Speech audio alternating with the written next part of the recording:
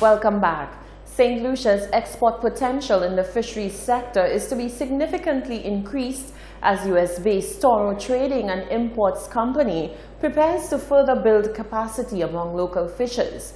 Toro Trading and Imports' economic footprint on St. Lucia dates back to September 2014, when the firm became the first company to import lobsters into the US from St. Lucia. That year, the company purchased over 15,000 pounds of lobster at a cost of approximately 200,000 EC dollars exclusively from St. Lucian fishers. As a follow-up to this, managing partner Emroy Dabney says plans are well underway to launch a major lobster catch initiative in St. Lucia designed to encourage increased production of lobster exports. According to Dabney, already Toro Trading and Imports has begun shipping raw materials to help build hundreds of environmentally friendly lobster traps to be eventually distributed at no cost to local fishers. He says the local lobster fishery is still developing, and as such, its ability to satisfy the huge demand in the US is currently limited. This latest lobster initiative will put local fisheries in a much better position to increase their catch while making it possible for the company to purchase from them for subsequent export to the US. In other news, hardworking men and women of St. Lucia were given a salute of support from Minister for Labour Stephenson King in his Labour Day address given on the 1st of May. The 1st of May is celebrated as Labour Day in St. Lucia. In keeping with the celebration, Minister for Labour Stephenson King addressed the nation, calling for further economic development through continued service. The minister dissected the Labour Day theme, uniting workers for social and economic development, and noted the important role of a unified workforce. This year, the International Labour Organization, the ILO, is celebrating 100 years of existence, and Labour Day is being observed under the theme, Uniting Workers for Social and Economic Advancement. The theme recognizes the importance of workers' solidarity in securing and maintaining their social and economic advancement. Implied in this theme is the common saying that unity is strength. Strong and united workers' organizations can more effectively advocate for and secure social and economic benefits for their members. Furthermore, he emphasized the considerable undertakings of the trade unions on island. King outlined the many achievements made by the trade union movement and the forward trajectory for the introduction of laws and improved working conditions.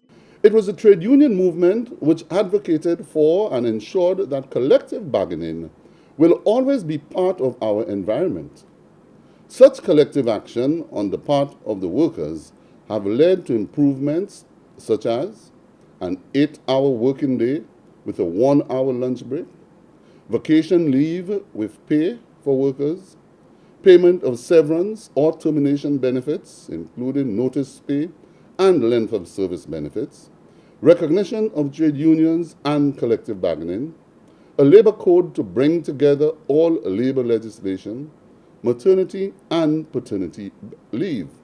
The minister assured that a collective approach will be pursued with stakeholders to maintain a peaceable industrial relations climate. The Labour Department will continue to play its critical role through initiating the mechanism for a tripartite arrangement to engender a stable and conducive industrial climate, and to fully develop the labour market information system to facilitate the role of the Department of Labour as a provider of information on the labour market. King stated these initiatives look to reinforce the legislation which governs industrial relations in St. Lucia, as well as safeguarding and strengthening the benefits generated by workers through trade union action over the years. Reporting for Hot 7 News, I am Solange Alfred. Tensions in Venezuela continue to intensify. Venezuelan President Nicolas Maduro appeared flanked by soldiers at an army base in Caracas in a show of defiance towards his opponents. Maduro called on the armed forces to defeat any coup plotter as clashes between opposition supporters and pro-government forces continued into Wednesday. Opposition leader Juan Guaido tried on Wednesday to spark a military rebellion and force Maduro from office. Guaido has urged public employees to strike to undermine the government. But President Maduro praised the army's loyalty. He said no one dare touch our sacred ground or bring war to Venezuela. In January, Guaido declared himself Venezuela's interim leader, and he has the support of more than 50 countries, including the US, UK, and most of Latin America. As the head of the opposition-controlled National Assembly, he invoked the Constitution to assume an interim presidency, arguing that Maduro's re-election last year was illegitimate. But Maduro, who is backed by Russia, China, and the leaders of Venezuela's military, has refused to cede power. The president dismissed the claim by U.S. Defense Secretary Mike Pompeo that he had been ready to flee the country and accused the U.S. of directing an attempted coup. The barren walls of the Anglican Infant School near the Grosley bus stand were no match for the collaborative artistic efforts of the NYC, CFYR, and volunteers from the Grosley Secondary School. On a quest to launch St. Lucia as an open-air outdoor gallery and to create a sense of community togetherness, the collaborators produced a vivid mural encompassing St. Lucian aesthetics mixed with a message of togetherness. Solange Alfred reports. A colorful community project carried out over the Labor Day holiday looked to unify the Castries community. The walls of the Anglican primary school facing the Grosley bus stand created the canvas needed to portray the image of community fellowship.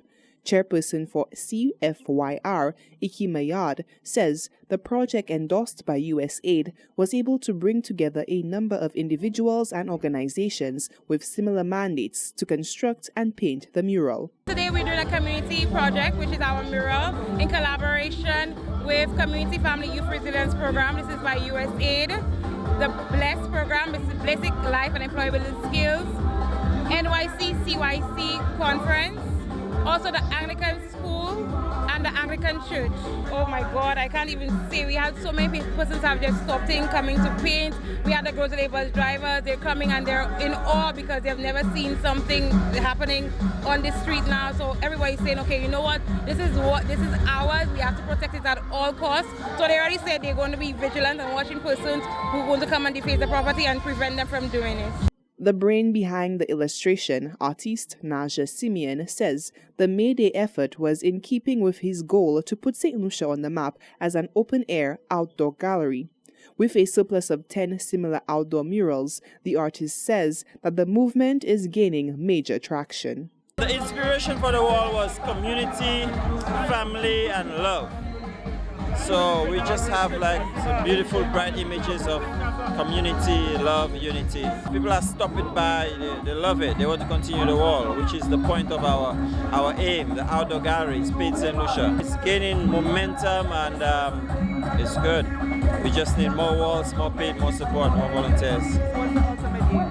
The aim is to make St. Lucia an outdoor gallery. So everywhere you walk past, there's art outside. It doesn't have to be in a gallery, it's outside. Second Vice President of the National Youth Council and Outreach Coordinator for Caribbean Youth Conference, Ajani Labon, says the project tied in perfectly with the outreach efforts undertaken at the CYC. The outreach program also included a debushing and tree planting exercise in Opicor Viewfort and a garden remodeling project at the Boys Training Center in Massad, Grosley. This year we decided to include the element of an outreach day where participants will get the opportunity to be in the communities, to see the direct impact of some of the knowledge that they would have gotten from the 2 days, Monday and Tuesday, where we brought them together to discuss youth-related issues. So today we see it fitting that these young people are in the community, seeing what's happening, collaborating with young persons on the ground from the community, and portraying the fact that youth have a say in terms of promoting peace in our society, also sending a message out there that we have a zero tolerance for crime and violence in society. So we believe that this is an opportune time so that we could express how the National Youth Council feels about the upsurge in crime and violence in our country. So this lovely mural is really depicting the fact that young people, the older generation, children, and everyone has a part to play in reducing crime and violence in our society. The completed mural looks to be a reminder of community unity and fight against violence and criminal behavior. Reporting for Hot 7 News, I am Solange Alfred. Thank you very much, Solange. Tennyson Glasgow is up next with all the sporting action.